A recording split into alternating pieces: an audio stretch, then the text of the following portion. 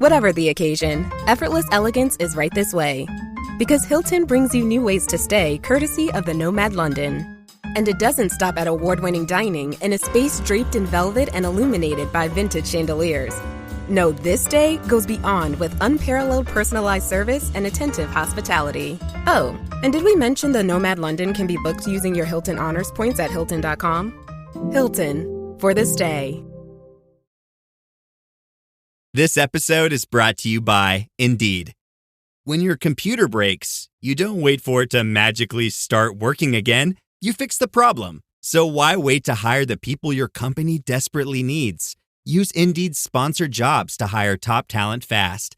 And even better, you only pay for results. There's no need to wait. Speed up your hiring with a $75 sponsored job credit at Indeed.com/podcast. Terms and conditions apply. After Zoomies at the dog park, it's time for Drive Up at Target. In goes a big bag of kibble and one squeaky chicken toy for the good boy. Drive Up that's ready when you are, only in the Target app. Just tap Target. Welcome to another Find the Edge production for the Premier League Cricket Club. Connecting players and coaches, clubs and leagues, volunteers and supporters alike, you're in the right place for the best of the 33 ECB Premier Leagues and the 20 NCCA counties, bringing you the stories, the stats and the standout performances that make this game great. Don't forget to hit the subscribe button to both our Premier League and NCCA shows so you don't miss any episodes. Now, shall we get stuck in?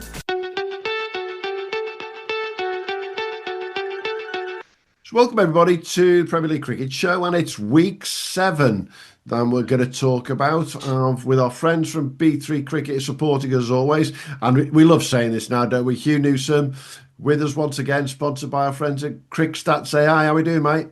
All good. Yeah, I should branch out. Cric Stats AI. I'll get some new features from them and get some more detail. I think fairly soon. I think they've got a few interesting things coming, haven't they? They have, and there was one of the ones I was looking at the other day. That betting market or that fantasy cricket market, if you start using one or two of the things they're doing, it's an eye-opener. If we could get that link to Premier League, I mean, that'd be genius, wouldn't it, to say the least? Well, I think just fantasy club cricket with a bit of, I mean, there's some people that take fantasy club cricket far too seriously. I'm the person that sets the team up, pays the fee, started the league, and then forgets about it. And there's always a couple of people, I'm sure it's the same in every club, who basically are spending 10 hours a week picking their club cricket fantasy team, getting injury updates, all that kind of stuff. So yeah, maybe Cric Stats AI can move into that market. I've always thought that fantasy cricket within clubs could be rigged, though. That's the problem, because if you're on the selection committee, you can decide who plays where and when. Yeah, we had a lad in our third team last year who was actually playing worse because he was panicking about his own performances on fantasy club cricket. I was like, mate, what are you doing?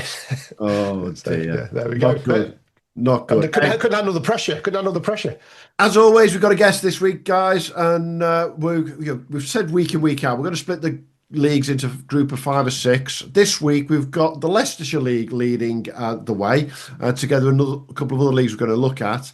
And our guest this week, he's a Premier League player this year from a promoted side. Now, we don't normally have promoted sides on, but these are quite a big club. They're not doing as well as they'd want to right now, but we'll talk about what's going to happen in the Leicestershire Leagues. It's quite an interesting one with Alex Fitchett from Kegworth Town. How are you doing, mate? I'm good, thanks, guys. Pleasure to be on.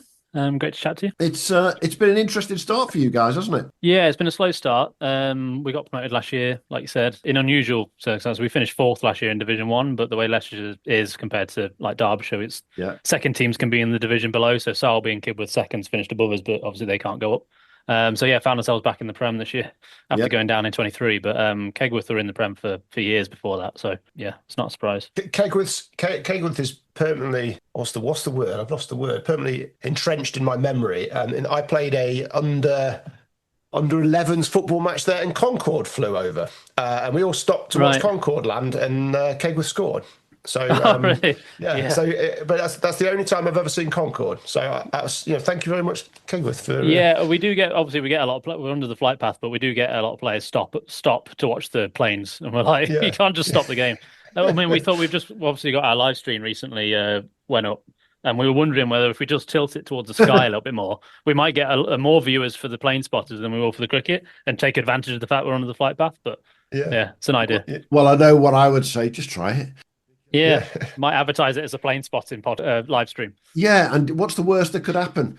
You're going to get people go onto your YouTube. The SEO is going to work in your favour. Happy days. It can't go wrong. Yeah, exactly.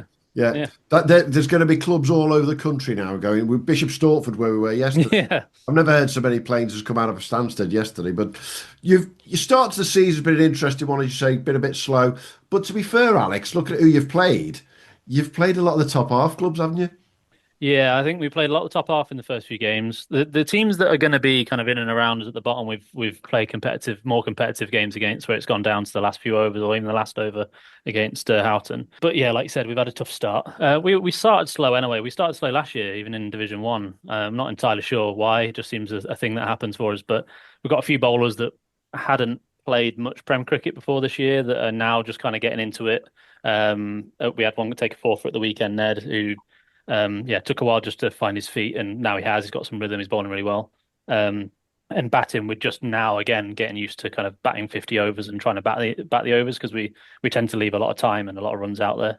And yeah, you can't do that. Even if you bat the 50 and get to 220, you can't be getting to 40, 42 overs and being bowled out. So just from your own sort of experience this season and in previous seasons, what is the difference between Prem and Div 1, your typical Prem and your typical Div 1? I'd say the grounds tend to be better, I think, is what I found. Like, the grounds and the pitches tend to be better. More people watch and care about the results, obviously. And I think the players you're up against is obviously quite a bit different. And I don't mean entire teams. It's mostly that a lot of the Prem teams have kind of 2 or 3 pros or ex-pros, more overseas.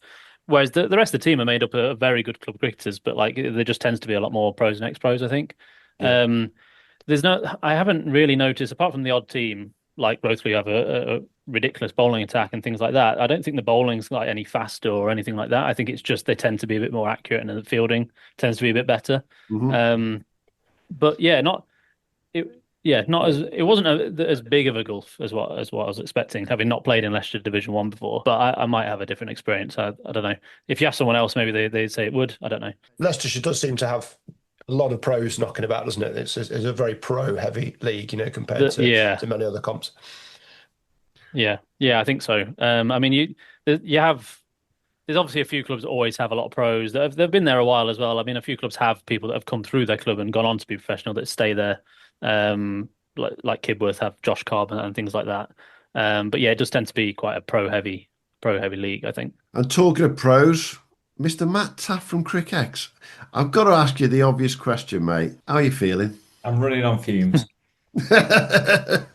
For those who don't know, and if you don't know, well, you've obviously not been watching our socials.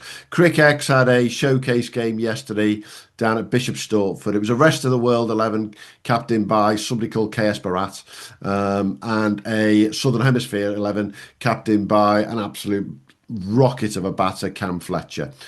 22 of the best overseas in the country, all in one place, playing what I can best describe Mr. Matt Taaffe as. What a bloody good quality cricket that was, eh? It was unbelievable, wasn't it?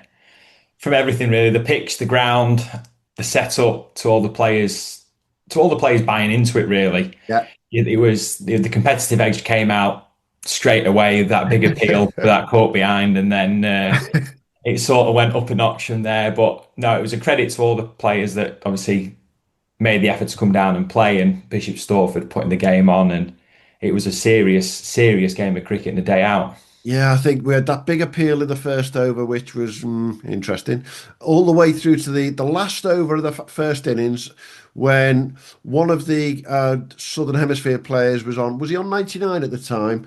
And he got bowled a ridiculously fast bouncer with 2 balls to go, just to try and stop him getting to his ton. Didn't stop him in the end, though, did it? No, that was just a serious knot, wasn't it? Jehu Anderson, 43 ball 100, I think, just came in from ball 1. I think his first ball went over the covers, didn't it? Over the net. Yeah. Over the net straight, and he didn't slow down from there. It was a proper knot for him. And like you say, you'll probably be speaking about him in a couple of minutes because he got 100 on Saturday for Wellington. So he carried his form into the Cric game, and caught blimey, it was a proper knock. Well, Absolutely. Ian sent me a video.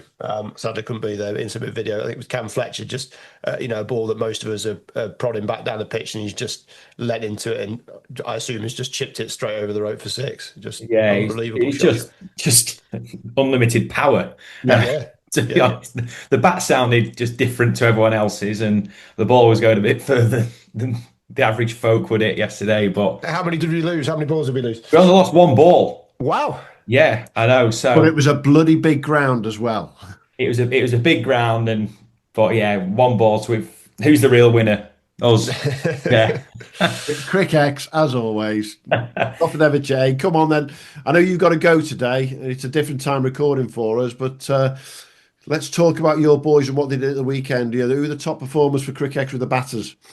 Yeah, so leading the top is Sri Lankan batter for North Devon. He's Rashan Lakmel. He's whacked an unbeaten 170. Just carrying on his form from last year, really, for them. So he's firing. A young South African female cricketer, 134 for Beckenham, Ilandri Jans Van Renberg. Yeah, she's a quality player, and she started really well. Jehu Anderson, just touched on him again, 100 for Wellingborough Town. So he's started the season really well for him. That's his second 100 of the year for the club. Nico Rafer at Great Witchingham, the former Surrey boy, 114. Georgia Atkinson for Cheltenham, 103. Again, a first-class cricketer from New Zealand. She's come over and carried on her form from last year. And then Pramod Hetiwati, the Sri Lankan for Cowdrey, 123 again. I think that's his second or third 100 of the year. So the consistency from the batters are really on show. And then probably the one that took the media was Wigan's and Delhi Capital's Ashutosh Sharma. So the 70 ball 100 landed at 7:30, drove to Formby and whacked it in pink spikes. So as you do. And argued about getting out.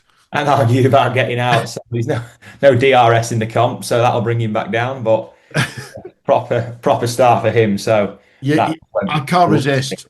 Ashutosh versus Tyler. It's going to be Ashutosh versus Tyler, the big show. Northern versus Wigan at some point. I mean, that'll be fun, won't it? Yeah, it'll be fun. Yeah. So if you get some white spikes, Ashutosh, I'd dread to see what he'd do on club day. But yeah, it'd be. What a signing. It just blew up, didn't it, in the week? It did. Peterson getting involved. Everyone was getting involved. So it was a good week for the social media as well. It was, but do you know what? There's a name that I think is still flying underneath the radar in this country, but he beats the whole bloody lot of them, and he topped the charts last week again, didn't he, Hugh? Who's our biggest batter of the week? Hugh Wiebgen, I suppose that's how we pronounce it, is it? This is a lad caught my eye a couple of years back in the 19 World Cup. He's very ginger. I always worry about Australians who are ginger. Having spent a lot of time out, I had a friend who used to get sunburnt putting the washing out.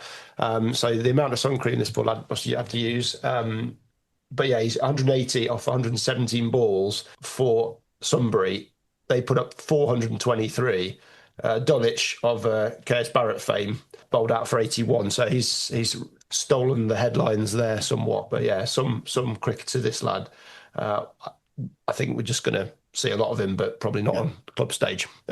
And to get him young, to get him in there and it'd be fascinating to watch this summer. So yeah, really, really great sign. Yeah, Matt de Villiers is second in the table, 168 not out for Horsham against Three Bridges off just 112 balls. Harris Husband, 168 as well for Wanstead and Snaresbrook against Billericay. Is that how I pronounce that one? Billericay. You got it, yeah. There we go. I still think that should be spelled Billericay, whatever. Edit that.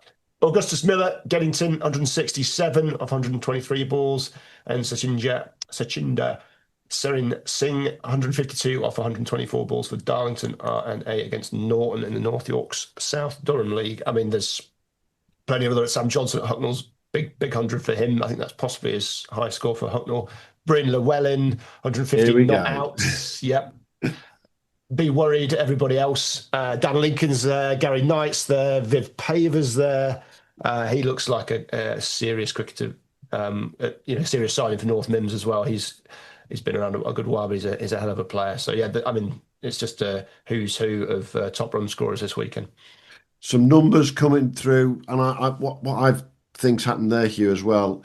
Oh, Bryn Llewellyn, sorry, one was last week, as was Sam Johnson's last Monday. So that we probably didn't include that in last week's show. Yeah, because we always talk Monday to Sunday. I think what's happening here is that cream is starting to really rise to the top.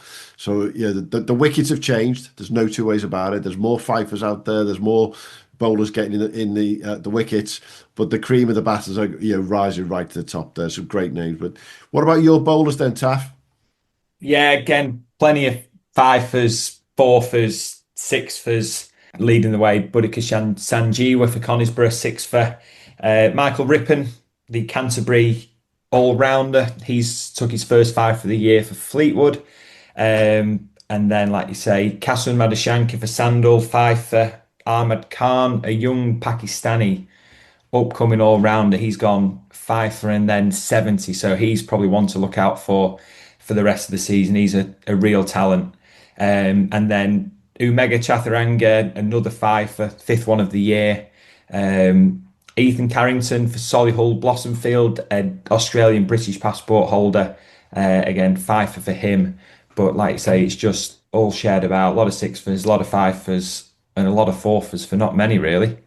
Without a doubt. And what we've seen across the Premier Leagues, so we've got 60, from what I can see, 60 fifers or more, but we've got an absolute corker at the top of the tree, have we, Hugh? Yeah, 65%. I think we've got, was it 4 leagues played back holiday Monday, so there's a few extra games chucked in there, but still an awful lot. But yeah, Liam Gray, 8 for 19 against Wallasey. That's, we'll talk about them in a minute, but yeah, Wallasey ended in a bit of a heap, as you can imagine. When someone's taken 8 for 19, not bad effort, one of the best in the country this season. Faizan Hussain, 8 for 44 for Middlesbrough against Richmondshire as well. Top effort there. Edward Bragg, 7 for 26 for Halzowen against Harborne.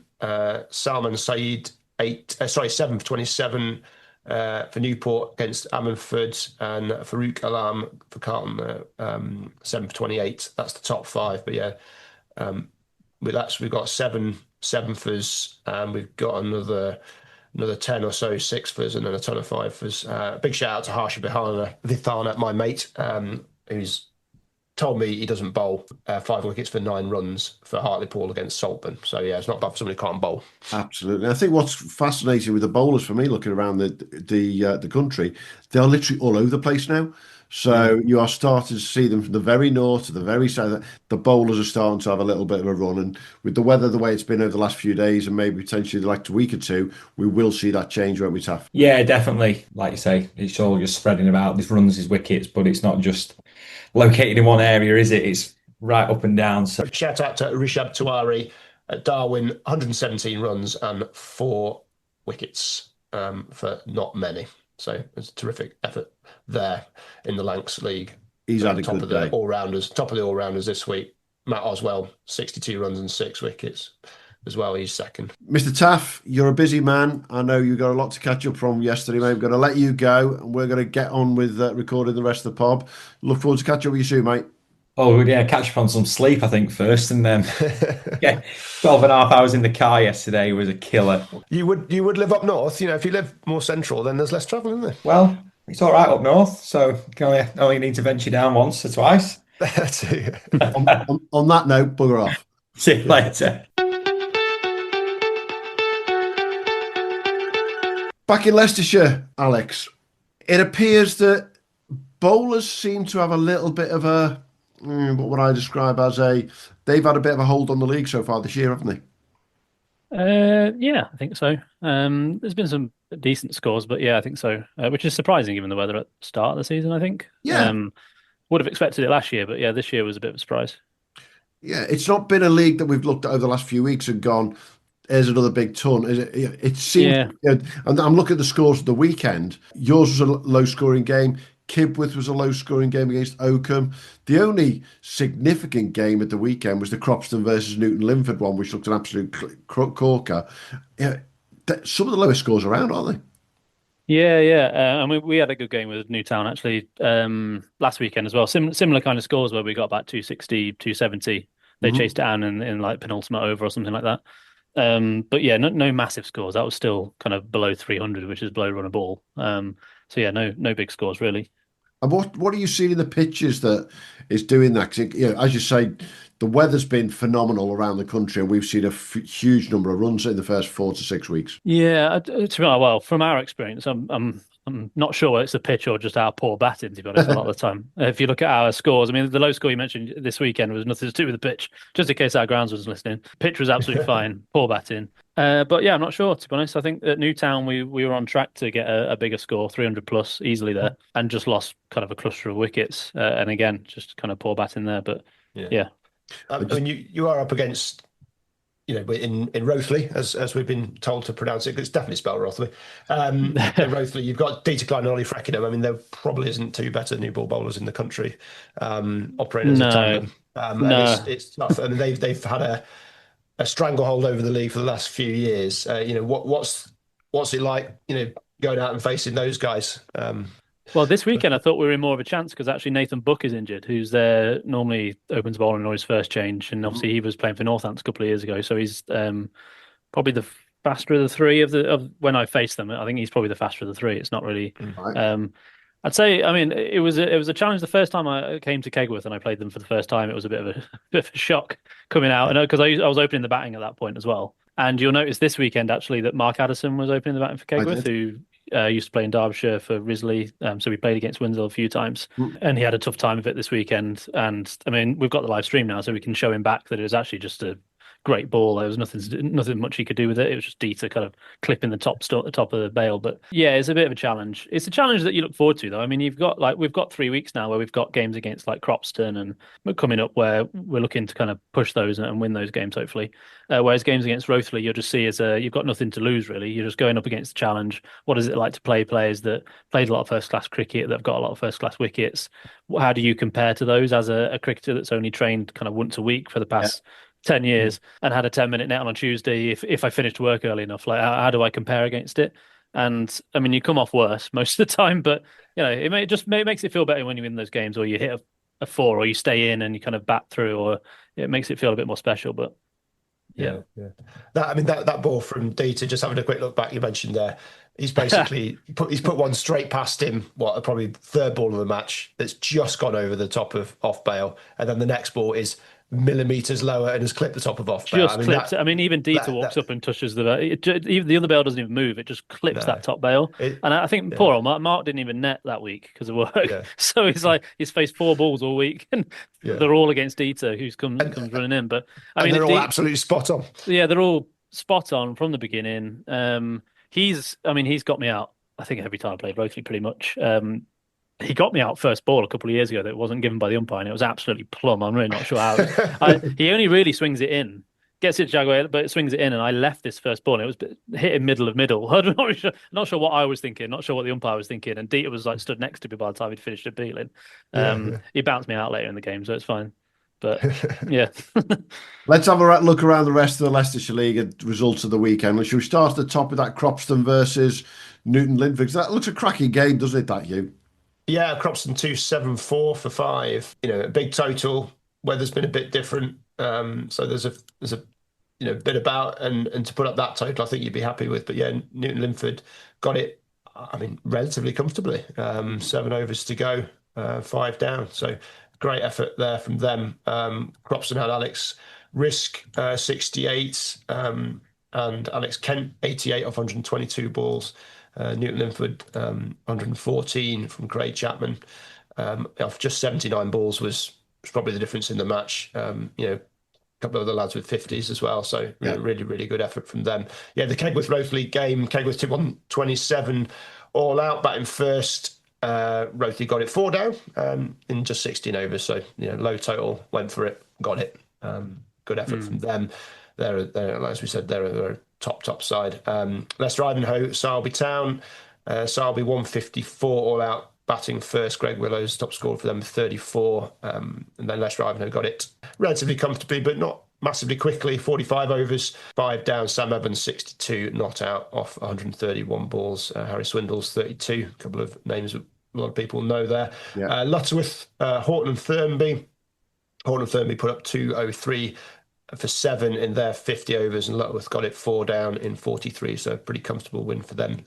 Sam Blockley 80 off 112 balls, Mike Turns 58 off 70 balls, Joseph Storer 2 for 26, and a few of the lads chipping in with 2 wickets for Lutterworth. And then Oakham Kegworth, Oakham batting first, 184 for 8, and Kegworth bowled out for 127 in that game. Ryan Lewis 49 not out, Robert Taylor 4 for 28 for Oakham, standout performance for them. And then Shepshed Loughborough Town, Shepshed 181 all out, Patrick Hopkins 31 not out was the best of that lot, and then Loughborough got it 3 down in 34 overs. Jay Madden 72 off 89 ball, and James O'Kelly 63. Ali Farouk 4 for 21 in his 10 overs, and Michael Longridge 4 for 28 in his 10, doing the damage for Loughborough. Absolutely. Just looking around that league there, Alex, has there been anyone, yourself or any of the lads have been talking about from a club perspective, gone bit of a shock that they're up there at the moment in terms of the league table? At the top of the table right now, you've got Rothley Park and Sileby, who are regarded as the two of the big guns, shall we say. Leicester Ivanhoe in third. Is that a little bit of a surprise? Not this year, I don't think. I think a couple of years ago, maybe. They finished runners up last year as well. They've got some very good players themselves. They've got Sam Evans, obviously plays there. Roman Walker plays there. They've got some really good players around them as well. We played them first game of the season and got kind of battered over there, really, to be honest. We weren't ever really in the game, despite our slow start. We can't really blame that.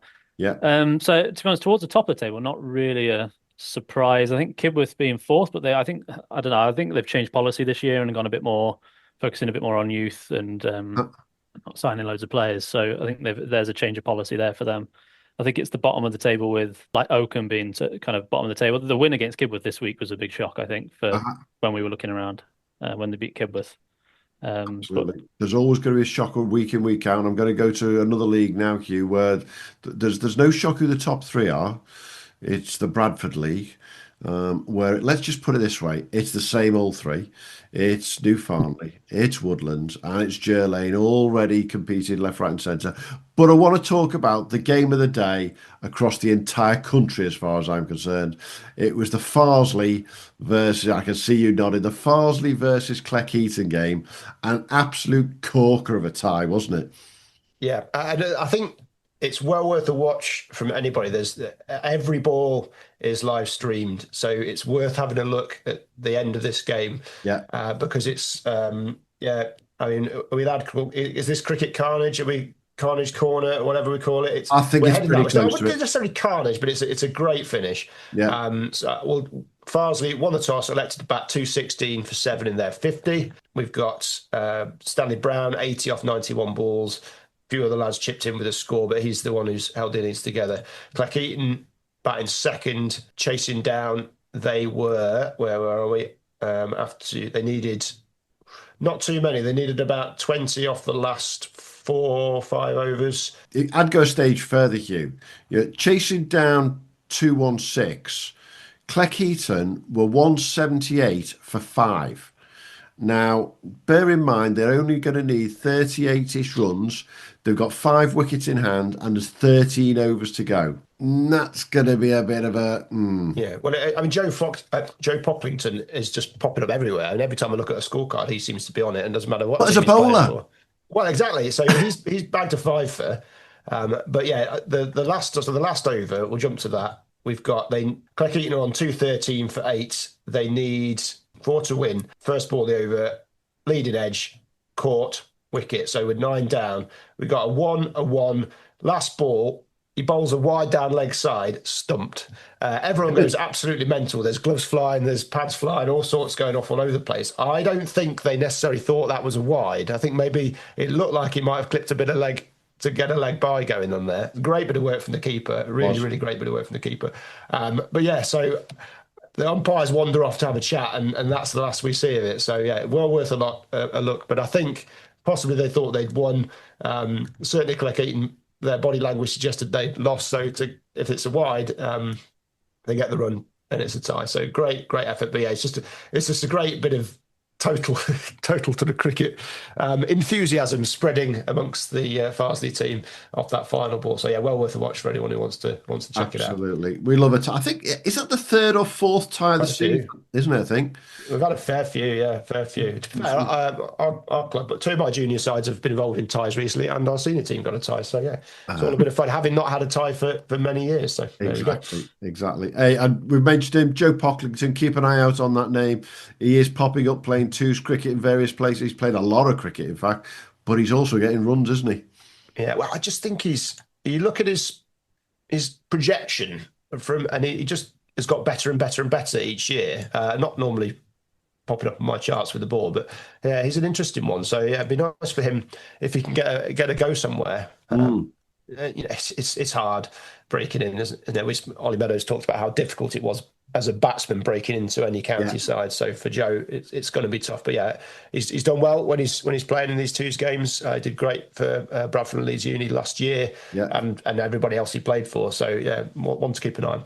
Most definitely. And his skipper, Ben Wright, he will be joining us on the show in the coming weeks. We've got him signed up. He's going to come and join us to talk about the Bradford League. Probably in 5 or 6 weeks' time, we'll get him to come on. Let's have a look around the rest of Bradford League. I'd say the top three, it's same old, but some interesting stuff going on there. Yeah, and Woodlands chased down 144 from Undercliff pretty comfortably. Undercliff bowled out for 144. Bailey Worcester's top scoring for them with just 26. Yeah, Undercliff 144 all out. Woodlands chased that pretty comfortably. 5 down. Motion Hussain 62 off 71 balls. Henry Pearson 34 off 73. Kez Ahmed 3 for 12 for Woodlands. There's the Farsley Cleck-Eaton game, which was a lot of fun. Carlton batting first, 198 all out in 48 overs, and New Farnley got it really, really comfortably. 7 overs remaining. Alex Lilly 86 off 109. Ryan McKendry 41 and Abe Negi 6 for 34. They just keep rolling on. They're going to be very, very difficult to beat. Yeah. Bradford and Bingley, big total, batting first, 239 for 7, and Belden bowled out for 131 in 41 overs. James Skingle for Belden, 45, but not a lot of support around him. Billy Whitford, 5 for 46 for Bradford and Bingley. Jacob Slater, 71, and Ben Moffat, 74 for them. Methley, comfortable win against Pudsey St Lawrence. Pudsey bowled out for 177 in just under 50 overs, and then Methley got it 2 down. TR Cornell, 56. He keeps going on it. He does. And 5 wickets as well for them. Chris Ward, 59 off 65 balls. And then Jerlane, Townville. Jerlane, 256, batting first in their 15. Townville bowled out in 46 overs. Hamzak Iqbal, 117 off 114 balls for Jerlane. And Yasir Ali, 3 for 36 with their top bowlers amongst them. Absolutely. I think it is going to be that top 3, I think, all the way through to the end of the season. The big games between New Farnley, Woodlands and Jerlane, etc. They're going to be the games that are going to decide that title, I'm pretty sure, the Bradford League. But kudos to Methley, who are just 1 point behind Jerlane right now. They've been on a decent little run there. And I think if you can keep on the tail of these guys, getting into those top 2 is going to be, it's about beating them out on the way, which you've been talking about, Alex. That's the same in the Leicestershire League, isn't it? It's just beating the ones in that little group of your own to decide whether you're going to be either a relegation fodder or you're going to be up in that top group, isn't it? Yeah. I mean, you don't go into any game kind of negative thinking you're going to lose it, but like if you're realistic at the start of the season and think there's going to be 5-6 teams in that kind of bottom half that if you win games against them, if you beat them home and away, clearly, they're the games that you want to pick up the 25 points for the win. I mean, games against like Rothley, you just, if it looks like you're going to lose, you're just looking to pick up as many bonus points as you can. So if you look at the league now, where Cropston are 3rd from bottom, so actually above us now, they've not actually won a game this year. But they're very good at picking up 10 to 15 points when they lose. They don't rely on the 25 points. It's something that we're trying to improve on. Is if we're looking like we're not going to win the game, get bonus points and make sure we get as many as we can. So I think that's kind of the tail of the season. I think it's happened a little bit earlier than we thought, but the league is kind of dividing into the top and the bottom already, and you can see who's in that mini league. Yeah, I think the Leicestershire League definitely looks like it's split into almost 2, maybe 3 sort of quarters to a certain extent, 4 in each. But I think those bonus points, the difference, as you point out, Cropston have got 63 bonus points already compared to yourselves with 36. Yeah. After 7 games, that's a massive difference, isn't it? And if you can just pick up those along the way, it's just going to take you further up, isn't it? Yeah, exactly. I think it's we were struggled a lot to get wickets at the start of the year, I think, and that's kind of a good way of getting bonus points in the second innings. So yeah, no, that'll take you a long way. I think when we went down in 2023, another win and a few more bonus points would have kept you up. It's not like we were that far off, even though we only won a couple of games that year. You can kind of stay up by winning a couple of games and getting a lot of bonus points. So. And it is one of our regular conversations that we have with guests. How do you feel about that point system in the Leicestershire League? Do you feel it rewards appropriately, shall we say? I think so. I've got no strong feelings on the point system, to be honest. There's debates more within the team about kind of win, loss, draw cricket. And I say debates, I'm the only one in the team that kind of advocates for time to draw cricket anymore. I think it's an age thing nowadays with like the team being kind of as young as it is. But yeah, I've got no strong feelings on the point system. It's more the win, loss, draw, and I think that the only reason I advocate for draw cricket and time cricket is that you have to be good at batting and bowling to win the game. Yeah. Whereas win loss is you can just be very strong in one and still win the game. That's the only reason I quite like the idea of kind of the draw cricket, and also the weaker side still has a chance to not lose the game as well, which is just as important as winning sometimes in the past. So you'd be an advocate for what a lot of leagues are doing these days with the split seasons? Yeah, I actually like that. I think is it Sussex League do this where they kind of start the season with red ball, white cricket, white ball, clothing cricket. Then they go to win loss with the pink ball, and then back to, and it all goes into one league. I do quite like that idea. I like the kind of style of that. This year, Leicester are trialing pink ball, but the rules don't change. It's still win loss. That you're trialing pink ball in August, and I think the plan is if it's successful, then next year maybe it's half and half or something. Okay. But the rules don't fundamentally change. It's still win loss, 50 overs, same restrictions, whatever, as far as I know. So you're trialing pink ball instead of a red ball? With coloured clothing, yeah. Coloured clothes. That's okay. That's and it is unique around the country. Every league's doing its own little thing at the moment, just trying to see what works. Win loss and that sort of hybrid system seems to be the one that comes out for most people as being the most popular. And I think you're right. It creates a better balance across the entire league, then, doesn't it? I think so. I mean, when the lads listen to this, they'll obviously have a good laugh because I'm the only one that ever says this in the conversations, but they're not on here. So, yeah, I think so. Well, personally. We're going to talk about a league now that is completely the opposite, where there's no such thing as a pink ball. There's no such thing as win-loss. There's been win-loss draw forever, and you try to talk to anybody about changing it in the Liverpool and district competition, and you'll be basically shot down. I might move up there then. Yeah, without a shadow, you shot down. Let's start at the very top of the Liverpool district competition with the game that we've already mentioned in our best bowlers. Northern decided to get things finished very bloody quickly against Wallasey. Yeah, I think that my beef with the Liverpool district competition is facing a world-class spinner, left armour, for 50 overs from one end. I don't think I would last very long. So I think that's the argument against, isn't it, for most batters around the country? Hang on a minute. I'm with you on that, but what have I been saying the last few weeks? Death taxes Tom Sefton taking wickets. He didn't even get a bloody chance this week, did he? No. Well, you got one. You got one. He got one. One for four. Yeah. Yeah, Wallace, I think that's officially counts as landing in a heap. I said their second heap in 3 weeks, pretty much, bowled out for 80 a few weeks ago. And then now 40 by Northern, and they got it done immediately. Stephen Lucas, Alex Vincent not out. Liam Gray 8 for 19. So that was that. We'll go up the list. Rainford 282 for 4 in 55 overs. Birkenhead Park bowled out for 163. Jason Loggin 128 there. John Dotts 3 for 23. Not a huge amount for Birkenhead in their innings. Lee Newton the Willows batting first, posted 253. George Bell 81. Chris Schofield 53. Jack Morley 3 for 57 for them. Lee got 202 for 7, so that is a drawn game. And Matty McKinnon 57 from 99 balls. Adam Shawcross 51 not out. Patrick Allen 4 for 68 for Lee, which my wife was up there yesterday and had a very, very nice time. So thanks for them for looking after us. Formby Wigan, interesting game. Wigan bowled out for 241 Ashutosh Sharma, 100 off 73 balls. Aveen Dal Ugoda, 86. I think my lad was playing against his younger brother as well, so there's a few Dal Ugodas knocking about. Great effort from him, 86 off 138 balls. I think he's 16, 17, something like that. Bradley Barrow, 5 for 78 for Wigan, but Formby got the job done. 244 for 6. Jack Carney, 74 off 122 balls, not out. Ian Cobain, 60 off 72.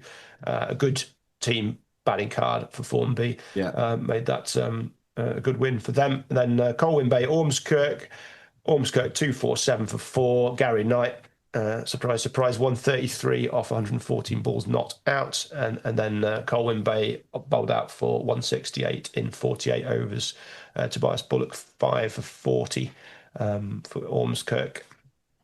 Not a huge amount from Colwyn Bay there. And then top of my list is Bootle. Rainhill looked like a fun game. Bootle Rainhill.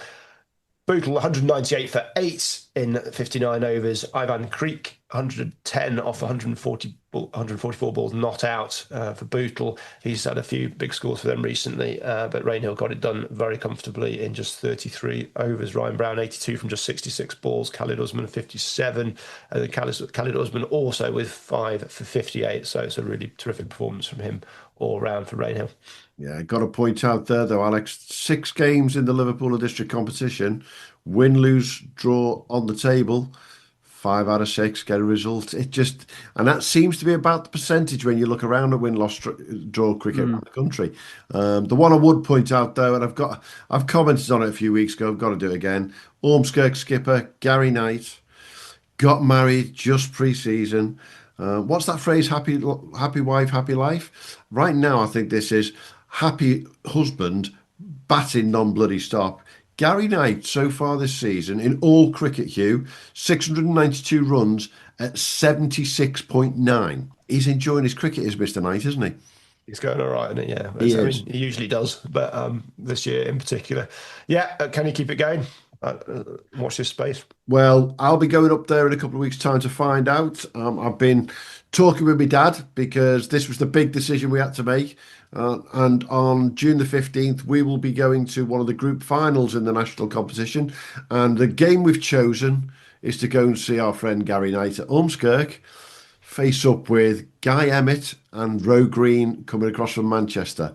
So this is a proper Liverpool-Manchester battle. It's going to be the champions of the Liverpool district from last year versus second place Roe Green from Greater Manchester for a place in the last 16 of the national competition. That's how I'm spending Father's Day this year, Hugh. Very good, very good. Yeah, definitely. He doesn't like cricket, your dad, does he? No. When I told him where we might be going, I won't tell you the conversation in full, but that one came out really quite high up on the list, especially as one of my old teachers is a hero at Ormskirk as well. So it could be quite a fun day, to say the least. Proper day. Good stuff. Fingers crossed for the weather, obviously. Well, yeah. You look at that win-lose draw there, Alex. It is a genuine conversation that I think needs to be had around the leagues. Changing these formats is a big thing for any league to do, but you still end up with 5 games out of 6 being actually a result game. But then you get to balance your points that accordingly, don't you? Yeah, I think so. Like I said, I'm in a minority at Michael when it comes to these kind of discussions, but I think it does let you balance it, and I think it lets you balance your squad as well a little bit better. Importantly, like, you can't just sign a team of batters and get away with it. You have to have bowlers that are going to get wickets as well, because you have to bowl teams out. I remember growing up with draw cricket and having to bat out for a couple of draws, on the other end of it. I think people do think of it as more negative cricket. Like, it's in their head, it's like worst case scenario. If you remember last year in the lower leagues with Mikel over thirds, was it, or something, where the guy batted 100 balls for 1 run or sort of 0 runs. Abbey, yes. Yeah, and they think of it like that, and that's like the result. And I'm like, well, that rarely happens, if it ever happens. Like, that's not what my memories of it are. It's actually good, tough cricket. It's tough for cricket, I think, to at some point make a decision that you're right. Well, now we're just going to bat kind of for the draw and for the points, rather than go for the win and make the other team try and get us out, which actually brings on mistakes on their part, and it just brings a whole other dimension to it that you kind of lose you definitely lose when it's win-loss cricket. I think. I think particularly when teams go are a bit lopsided as well. Like it keeps teams in the game, doesn't it? Longer. Yeah. It suits the highest level of cricket, I think, where you've got those bowlers. I think if you maybe drop down some of the leagues, if the bowlers aren't there, it's easier for less good batters, so shall we say, people like myself, to block out against worse bowlers. But when you've got these high quality bowlers, you can't. They're so good, they'll get you out, and it's so it really adds that real depth. I think where I'm not a huge fan, as I mentioned, is when one bowler can bowl the whole day, essentially, or not necessarily the whole day, but and that's so if there is some bowling restrictions, and maybe some leagues potentially go a bit far with, they're not allowed to bowl enough in this format versus bowling too much. That's my thoughts on it. But yeah, I know Cheshire, they've very few draws in Cheshire as well. They have it the whole time. I think I get confused with the Cheshire. We go on about the Cheshire League table. Oh, really? The width of screens. I think I forget the format, but it's very few draws when they're playing that format as well. So it leads to results. Absolutely. Hey, let's go down south, Hugh. Let's go down to the furthest point south that we go to and talk about with the league that we put up there as one of our favourite, without a shadow, the Cornwall League, because we think there's going to be a right battle this year again. It was first versus second from last year at the weekend when Penzance went up against Callington, who I'm more than happy to say both friends of the pod. For those who are listening, here's an interesting fact about the Cornwall League. The Cornwall League is the only league in the country, the only Premier League in the country, where every single Premier League club follows us on social media. And they are they love it down there. And I think I'm going to be, sorry, Joe, you'll be listening. Joe at Callington, I think it was a bit of a damp squib, that Callington versus Penzance game in the end, wasn't it, Hugh? Yeah, it's a bit of a shame, yeah. I mean, it's not a shame for Brad Wadland, who's also from the show. 100 off 121 balls not out. He's done all right there. But it's Penzance put up 204 for 5, batting first. Callington looked to be rain affected. They were set 180 odd, I think. weren't able to chase it down, so they finished 8 down. Mohamed Daniel, 49 of 52 balls. Max Trifonos 2 for 30 there. Tommy Sturgis, Mehran Sanwal 2 wickets each. Tom Dennis 2 wickets for Penzance. So yeah, that was quite a comfortable win in the end for Penzance. But it was an interesting start to the game, though, wasn't it? Because if you look at the scorecard, you look at the ball by ball, they got Nick Halstead-Cleek very early doors, and they left Penzance 12 for 2. Which is not the place. But when Brad came in, between him and Christian Purchase, that they just took the game away. And I joked with him on social media. Perchy, with his 50 odd off 78 balls, was the slowest he's ever scored a 50 in his life. But that's what it needed when you got Waddling at the other end. Yeah. It was pretty comfortable. I assume the rain came in, they called time on the Penzance innings and gave Callington enough overs to chase it down, but it was a decent total to chase down in just 35 overs they were given. So yeah, a bit too much. But yeah, it's not had too many rain affected games this summer, so it's a shame that one was. Yeah, but we can. I'm sure they'll go again. They're both sitting mid-table, so this league, Cornwall League, is wide open really for anybody, isn't it? It's been an interesting start. So let's have a flying look around the rest, because there weren't many highlights, because Penzance had the highest score of the weekend at 204. So what were the highlights around that league there, Hugh? Yeah, well, I've just got my list. Helson batting first, bowled out for 101 in 38 overs. Justin Beaton 3 for 32 for Redruth, got the job done for them. They chased it down 6 down in 30 overs, so it wasn't plain sailing at all. Grampound Road bowled out for 125. St Austell got it very comfortably, 2 down in 26 overs. Connor Cook 45, top scoring for them. Benjamin Sleeman 4 for 27 for St Austell was the main bowler there. Gary Bone 3 for 12. Werrington Truro batting first. Definitely wasn't a day to bat first. 142 all out. And then Werrington got it 3 down in 25 overs. So there's plenty of quick finishes. Vithander Dilshan, 61 not out for Werrington, was the main man. Adam Hodgson, 5 for 27 again for Werrington. And then St Just Wadebridge. St Just batting first, bowled out in 47 overs for 170. And Wadebridge got it in 48 overs, 7 down. So that was probably a closer game than many of the others. He just pick out. Sorry, I hasn't brought the full names in for who got the wickets. for St Just. I'll leave it there. It's all the. Yeah, don't worry about it. I'll start that one again. Yeah. So just batting first, bowled out for 170. Wadebridge got it 7 down in 48 overs. So yeah, it's batting first, loss for St Just, batting first, lost for Truro, batting first, lost for Grandpound Road, batting first, lost for Helston, and batting first, won for Penzance. So they're the only team batting first that were able to win the game this weekend. Yeah, and so just in that game against Wadebridge, they were 8 for 4. 8 for 4 batting first, you're in trouble to say the least, aren't you? So to get to 170, they're doing well. But Wadebridge going strong at the top there, alongside Red Ruth, who are top with them. Interesting, very similar to the Leicester League there.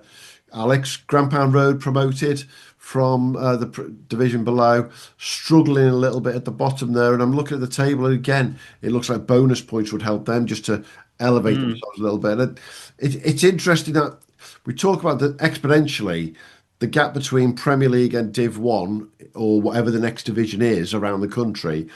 It's not that big a gap, but there's a big enough gap, isn't there, sometimes? Yeah. And I said earlier, obviously, the gulf wasn't as big as I thought, but looking back, actually, there was a few games where it's clear, like, especially when you get down to like the mid-table of Division 1 and below, like, and it's not those competing to get back into the Premier League or get into the Premier League. There is a difference in kind of fitness and fielding and kind of competitiveness on that side. And you turn up, and the way that the teams warm up and the whole kind of culture of the team is different. And it was actually one of the biggest things for me moving to Kegworth from Risley, actually, was that kind of cultural difference in the changing room. And so, yeah, I think the bonus points kind of help teams like that. I think Kegworth's, although you just described them as a big club at the start of the podcast, even though they're not necessarily a big club in compared to like the Kibworths and the Salbys and the Ivanhoes and the Loughborough Towns, obviously, that they are big clubs with like 4 or 5 Saturday men's 11s. Yeah. It's just quite a kind of, it's always done well competitively in the Premier League for its size, I think. And that's down to that kind of culture of making it tough to play against and beat us. And that's what we're trying to get back to this year, I think, is with some of the younger players coming in. We've signed a couple of players as well, and make it tough so that even if you do beat us, kind of we get plenty of points on the board as well. And that's the key, really. And is there any players that have stood out for you this season, apart from the names that we talk about, and half the Leicester squad using it for the blast, because that's what they have done, half of them? Yeah, is any youngsters out there in particular in the league that you've played against? You thought that there's a name to keep an eye on? Yeah, there was one. I'm not actually sure how young he is. He's definitely young enough to mention, I think. But Henry Redmayne plays for Lutterworth. He played against us a couple of weeks ago, got 178 not out, and just looked solid from ball one. To be honest, it didn't really have a misstep. Batted through. Never really looked like getting him out, I don't think, from memory. And yeah, just won the game easily, to be honest, just from that. But he's won. Obviously, we've got a young guy, Reinhard Engler from South Africa. He's early 20s. He's a very good player. He's just getting into kind of his rhythm now as well. He always starts the season slowly in the UK. Coming back to the UK, I think, from South Africa, he's now just starting to get a few runs. And so hopefully going to kick on as well. Yeah. Yep. Well, I think Henry's score of 178 not out the other week. I seem to remember he was 18 years old, Hugh, when we spoke about it.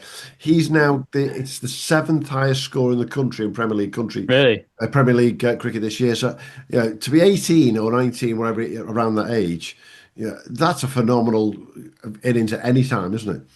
Yeah, he's bounced around. He was at Leicestershire, Derbyshire, and wintered in Adelaide. South Australian grade cricket. Did he? Played a bit of second grade, or a lot of second grade, got 100, second grade 100. Started in 4th grade and worked his way up. So, I mean, it just shows you the value of basically playing cricket all winter. Just not stopping, yeah. There's a lot to be said for that, yeah. And it's a long net. Winter is basically a long net for him then, isn't it? Yeah, absolutely. Yeah. Well, a very warm, dry net in Adelaide as well. So you're going all right. Nice place to spend the winter. As we sit in our hoodies today. That's right. Yeah, you could tell when he turned up to Kegworth. He I don't know, from ball one he was. I mean, there's Corey Chantrill as well at Shepshed. I think the year before last he went to Australia in the winter. I'm not sure if he did this winter just gone, but he started the season with 100 first game, I think. I don't think he had a good weekend this weekend, but he's another young player that I think you look out for, especially in the Premier League. I think it might be his first season in the Premier League actually with Shepshed this year. Worth looking out for.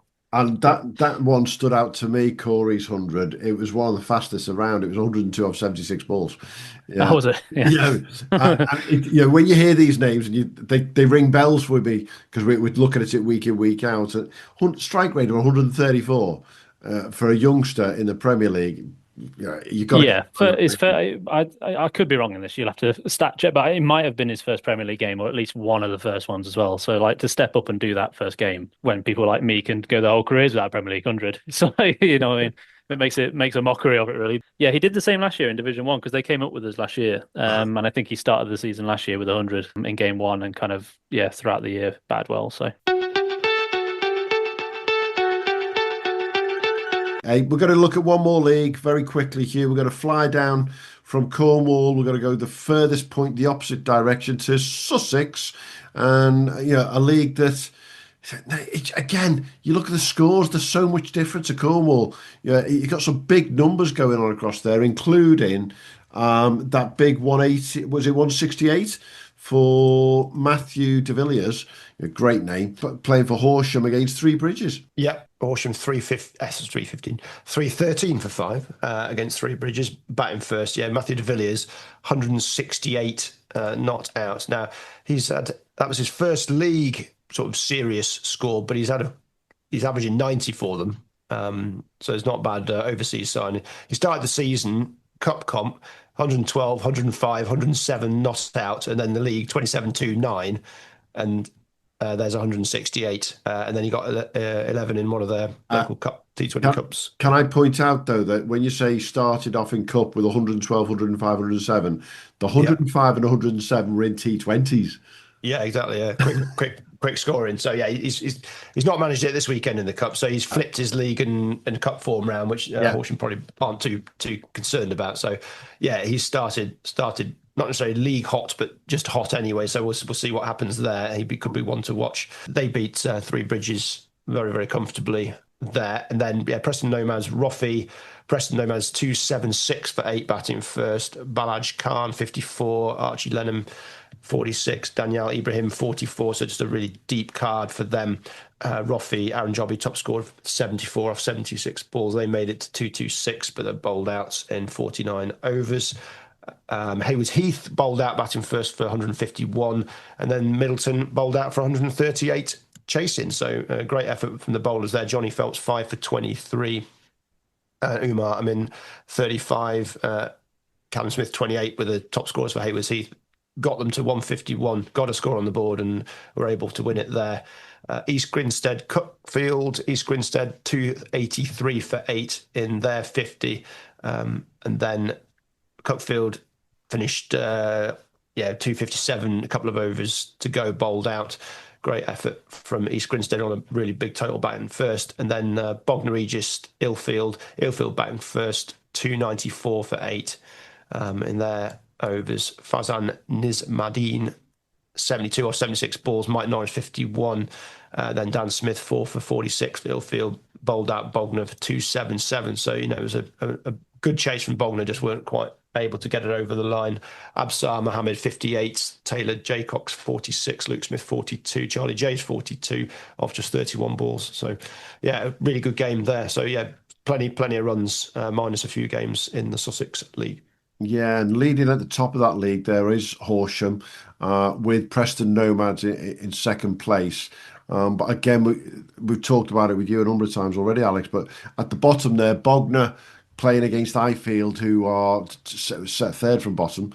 Second from bottom. When you've already put a decent score out there and then you get beat by one of your rivals in that area, it doesn't help. Middleton 138 all out, chasing just 151, second from bottom, and it is literally like playing your own little league, isn't it? Yeah, it is. Looking at the Leicestershire Prem at the minute, when you look at the bottom 5-6 clubs, I think that's probably going to be the bottom 5-6 at the end of the season. So I think it is important that you look at what fixtures are coming up. If you look at, like I said, we got Cropston this weekend, and over the next few weeks, we've got games that we should be looking to win and kind of get the full 25 and look to reduce the points they get, and that'll be a big step for us. Mm-hmm.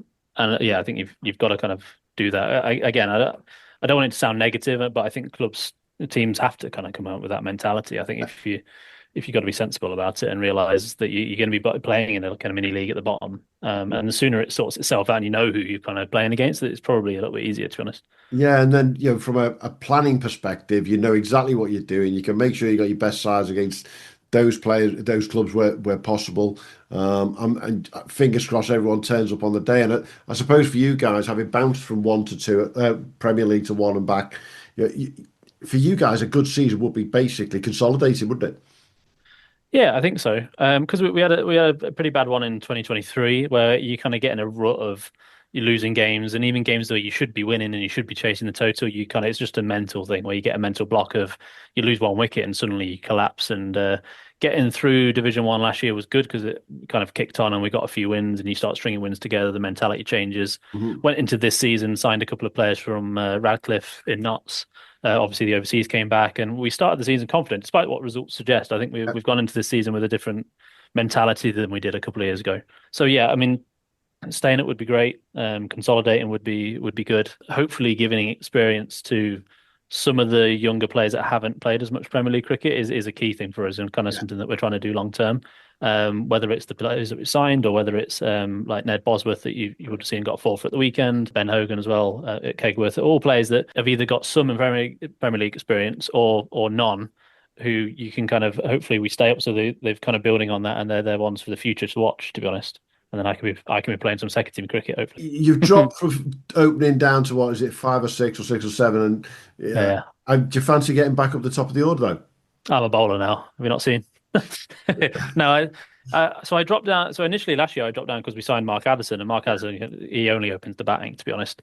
Whereas I batted anywhere from 1 to 6 throughout the past kind of 20 years. So this year we signed Jack Towers from Radcliffe. He batted number 3 for Radcliffe, did very well there.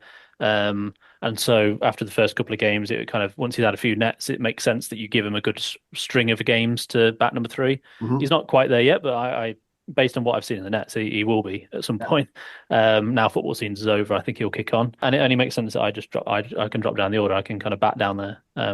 Well, I say that, you're looking at stats, probably can't, but and then if it, as and when needed, I can move up the order, or I can drop to the 2s, and someone younger can come up, or it's I'm probably going to be one of those players from now on, to be honest. Like I said, I'm actually bowling more this year than I've bowled in years. A long time. Yeah, I got a 4 for the other week. I mean, against Loughborough, I think it was. Jug avoidance. Yeah, I know. I mean, for a few weeks. I mean, you might, whether you edit this out or not, but the lads will have a good laugh. I was winning the bowling awards for a couple of weeks. I got to 5 wickets before anyone else, an average of about 16, I think it was. So I can come on and kind of go through my overs, and when needed, and I can come on for 2 or 3 overs and come off and come back on again. I'm quite good at that, I think. But yeah, I think my role's just changed. It's changed from top order opening the bat and facing the new ball down to probably bowling a bit of spin and coming in towards the end, I guess. Probably steadying the ship, if anything. I'm not going to be one that comes in and smashes the ball out of the park, as you've probably seen from my strike rates. But yeah, it's interesting. It'll be interesting year to see some of the juniors come through, and I'm hoping they can kind of come into the change room and learn stuff from people that have played a lot more cricket. So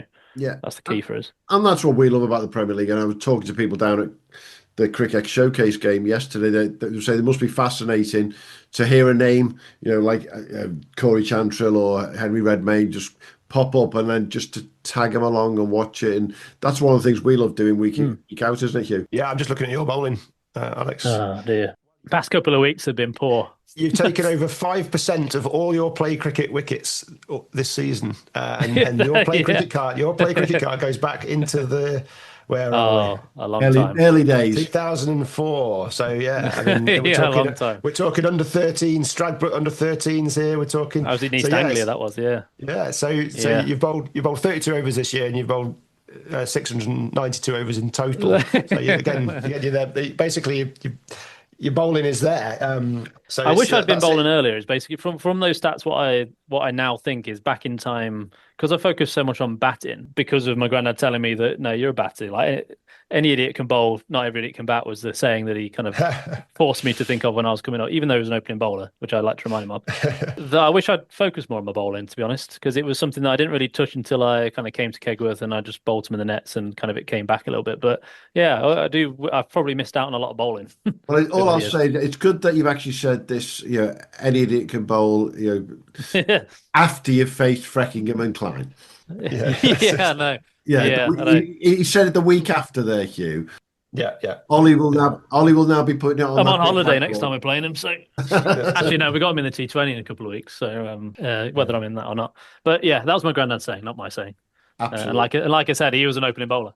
Premier League average of 26 so far this season, I think, or unless that's the cross. I know the last couple of weeks, mate, have been tough. I think I've only bowled 6 overs the past couple of weeks, and it's gone for 7s or something. But Skipper needs to be putting you in more. Yeah, I always get the short end. Make sure you keep this in. I always get the short end. Most definitely.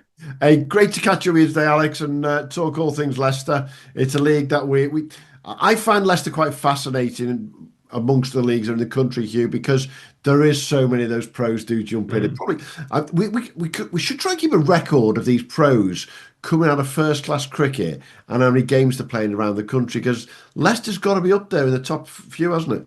Absolutely, I think it's great. It's great for people to play against these guys, challenge themselves against these guys, see how they train, see how they warm up. Yeah. Just that experience. There's some leagues, where you get a lot of them, and some where it's criminal how few turn out, or they may be spread out to 3, 4, 5 hour drives away to earn a little bit more cash, which again you can't argue with. But it's a little bit sad when there's teams locally that could really do with the help. So.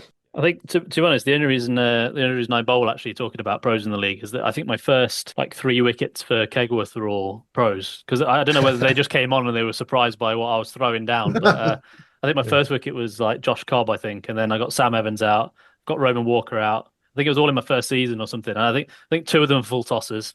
But anyway, we won't go into the actual ball, actually. They were really good balls I would throw down, turn in. Yeah. But I think... Guess what's going to be kept in this pod now? Well, shit gets wickets, yeah. Shit gets wickets. Great to chat, Alex. Good to see you, mate, and look forward to catching up again during the season. No, thanks for having me. That was great. All the best, mate. Cheers, Dan. Thanks, everyone.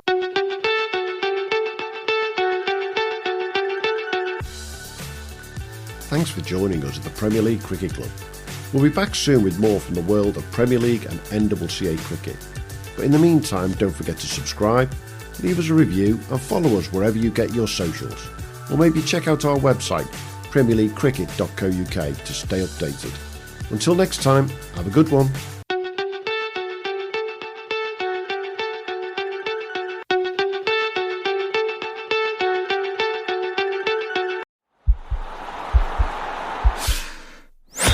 This podcast is part of the Sports Social Podcast Network.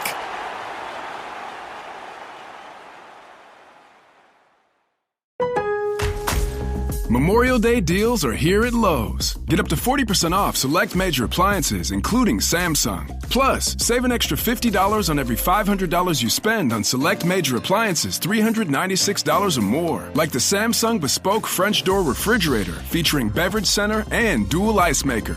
Shop at Lowe's today. We help. You save. Valid 5/15 through 6/18. Selection varies by location. Total savings varies based on purchase amount. See Lowe's.com for details.